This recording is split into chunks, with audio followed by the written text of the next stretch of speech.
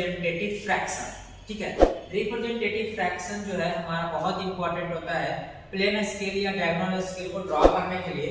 तो आरएफ का जो फार्मूला होता है हम लोग यूज करते हैं length of scale, sorry length of drawing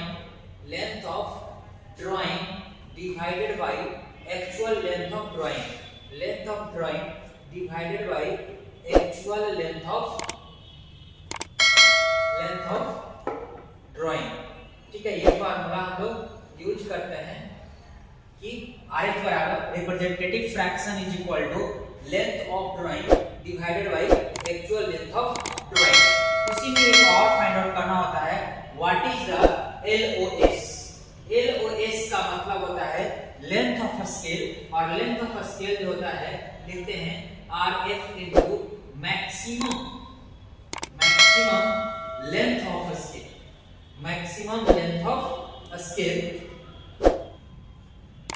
maximum length of. ठीक है, तो LOS का मतलब होता है, LOS मतलब होता है लेंथ ऑफ स्केल, और लेंथ ऑफ स्केल को लिखते हैं RF into maximum length of scale, maximum length of scale.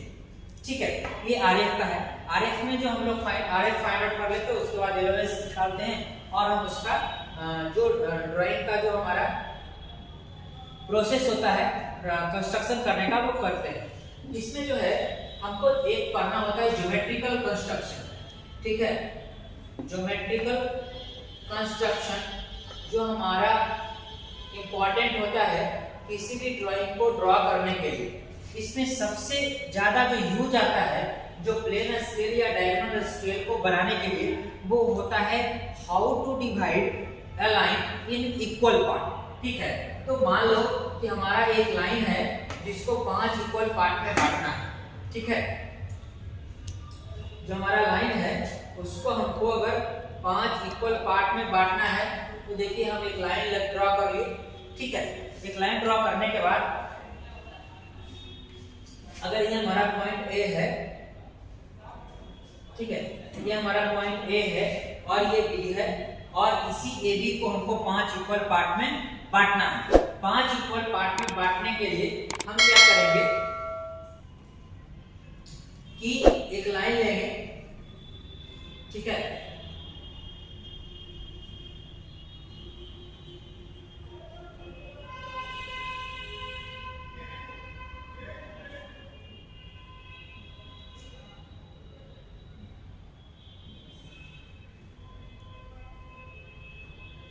एक लाइन हम लोग लेंगे जो एक्यूट एंगल होगा। ठीक है, एक्यूट एंगल होगा जो 90 डिग्री से छोटा होगा। ठीक है, और एक्यूट एंगल लेने के बाद ये स्मॉल a और स्मॉल b, ठीक है, या शॉर्ट बोले तो हम 0.5 सेंटीमीटर का कंपास पे हम लोग डिस्टेंस ले लेंगे, और उसको बिना हिलाए डुलाए जितना नंबर ऑफ पार्ट में बांटना होगा उसको यहाँ पे एक 0.5 सेंटीमीटर, 0.5 सेंटीमीटर, 0.5 कितना पार्ट में, अगर 5 पार्ट में तो 1 2 3 और 4, ये 5 पार्ट हम इक्वल कर ली। उसके बाद इस वाले लास्ट को लास्ट से मिला देते हैं B से। ठीक है, और उसके बाद इस लाइन के पैरेलल लाइन ड्रॉ करते हैं। ठीक है, पैरेलल लाइन ड्रॉ करने के लिए आप मिनी ड्राफ्टर या फिर रोलर स्केल का यूज करेंगे, और इस तरह से ये लाइन जो है 5 इक्वल पार्ट में बट जाएगा। ठीक है, उसके बाद सबसे और भी इंपॉर्टेंट होता है how to draw equilateral circle. जैसे क्वेश्चन है draw the equilateral circle of side 30 mm। ठीक है, इक्विलेटरल ट्रायंगल जो है ड्रॉ करना है साइड कितना 30 mm का। तो उसके लिए क्या करते हैं 30 mm का एक हॉरिजॉन्टल लाइन ड्रॉ करते हैं। ठीक है, उसके बाद A और B। ठीक है, A से आधा डिस्टेंस लेके एक चाप A को सेंटर मान के लेते हैं, और B को सेंटर लेके हम एक चाप लेते हैं। जो पॉइंट हमको मिलता है उसको C बोलते हैं। A से C को मिलाते हैं और सी को बी से मिलाते हैं। उसके बाद हाउ टू डिवाइड, पता है a line in two equal part, two equal part में डिवाइड करने के लिए टू इक्वल पार्ट, ठीक है, टू इक्वल पार्ट में अगर divide a line into two equal part, उसके लिए क्या करते हैं कि हम एक लाइन लेते हैं,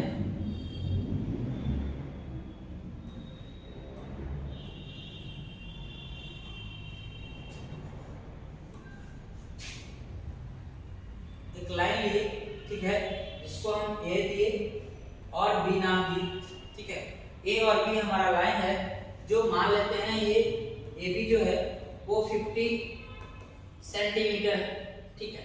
इसको दो पार्ट में अगर बांटना है तो क्या करेंगे कि ए को सेंटर लेंगे, ए को क्या लेंगे, सेंटर लेंगे, और ए से ये जो ए बी लाइन है 50 से आधा से अधिक, आधा से अधिक कहने का मतलब 50 का 25 और 25 से ज्यादा 30, 35, 40 तक लेंगे, और आधा से अधिक डिस्टेंस लेके ऊपर भी आर्क खींचेंगे, नीचे भी आर्क खींचेंगे, ठीक है। ए को सेंटर लेके एक आर्क खींचेंगे, ऊपर भी खींचेंगे और नीचे भी खींचेंगे।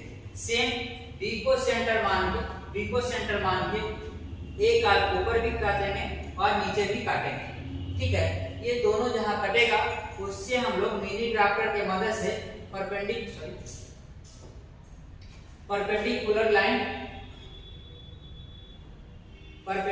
क्या है, लाइन ड्रॉ कर देंगे, और ये जो हमारा ये जो होगा ये दो पार्ट में डिवाइड हो जाएगा, और ये 25 हो जाएगा और ये 25 हो जाएगा, दोनों जो लाइन होगा, ठीक है। ये जो दोनों लाइन, एक लाइन जो डिवाइड हो जाएगा वो दो इक्वल पार्ट में हो जाएगा।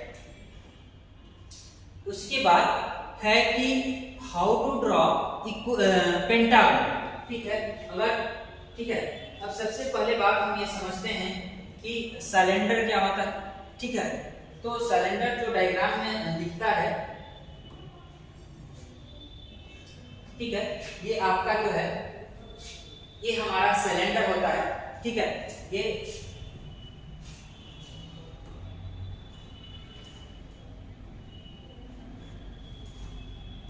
ठीक है, ये हमारा क्या है, सिलेंडर है, ठीक है, जिसका जो है ये हमारा क्या होता है, एक्सिस, ठीक है, ये एक्सिस है। इसी को ऐसा फिगर जो होगा वो सिलेंडर कहलाएगा, और सिलेंडर में टॉप और बॉटम हमारा क्या होता है, सर्किल होता है, इसीलिए इसका नाम क्या कहते हैं, सिलेंडर बोलते हैं।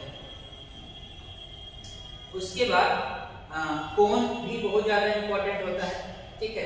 कोन कैसा होता है, तो कोन की बात किया जाए, आप जो गड्ढे में टोपी पहनते हैं यही हमारा कोन है, ठीक है। इस कोन वाले पॉइंट को हम लोग क्या बोलते हैं, एपेक्स, क्या बोलते हैं, एपेक्स बोलते हैं। ये हमारा पॉइंट है, उसको हम लोग एपेक्स बोलते हैं, ठीक है। और ये इस वाले बेस हमको क्या बोलते हैं, बेस बोलते हैं। और ये जो हमारा होता है इसको स्लैंट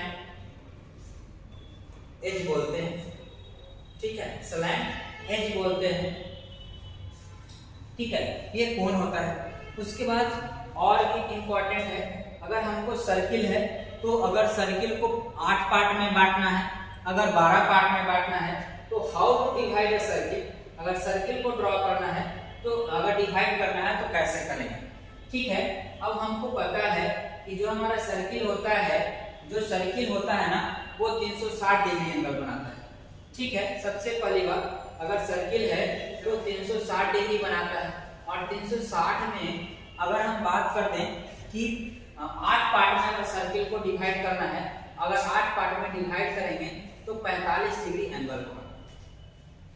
अगर सर्किल को 8 पार्ट में डिवाइड करेंगे तो 45 डिग्री एंगल होगा। अब देखिए कि हम सेंटर से होते हुए बड़ा डायमीटर फाइंड आउट करेंगे, और ये 4 पार्ट में बट जाएगा, ठीक है। उसके बाद हम क्या करते हैं कि इसको 8 पार्ट में बांटने के लिए, ये टोटल 90 डिग्री है, ये भी 90 है, तो उसके लिए हम